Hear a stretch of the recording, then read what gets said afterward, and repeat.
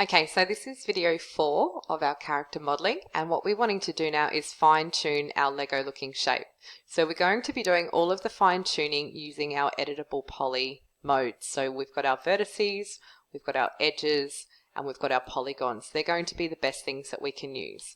So how we can start to do this is if I work in edge mode, once again, if I click once, it selects one line.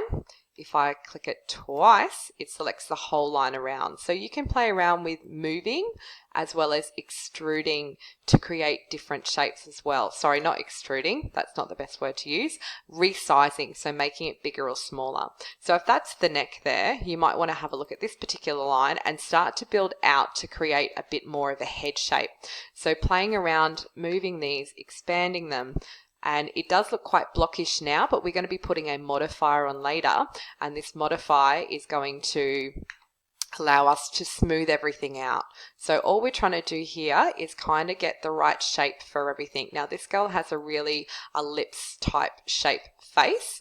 You can double click and use your move tool as well as your resizing tool as well. Now that looks huge from that particular angle, but you can bring it in from one angle here too if that's a little bit too big there.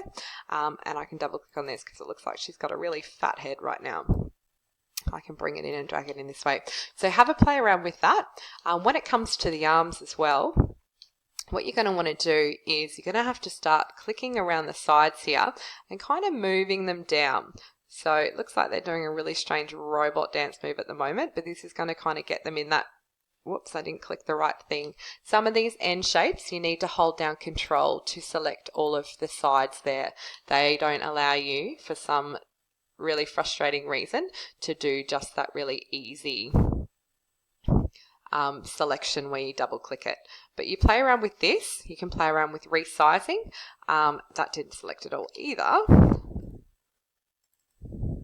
Resizing and kind of getting more of that shape that you're looking for using the move tool and the resize tool.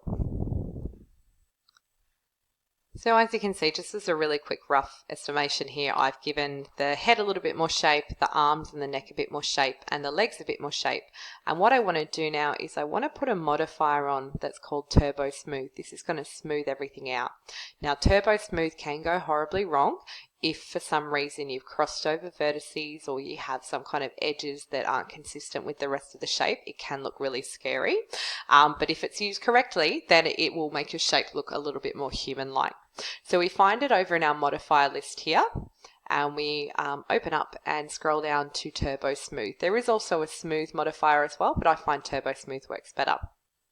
So we go down to Turbo Smooth and click on it, and automatically straight away it smooths everything out. Now you might need to make some refinements right now once you've finished in editable poly, which you still can. So if with your shape selected, if you want to then go back into lines, double click around and you want to move any of these out and make more adjustments, you just go for it.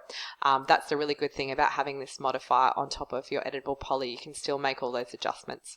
Do as much as you can though before you turn on the Turbo Smooth. I find that really helps, but you can get really cool characters from here, and then you can start adding other shapes. So you can add a nose using more standard primitives. You could add NURBS if you want to create this hair particular pattern there, or if you're adding any props on, you can build them with other shapes also.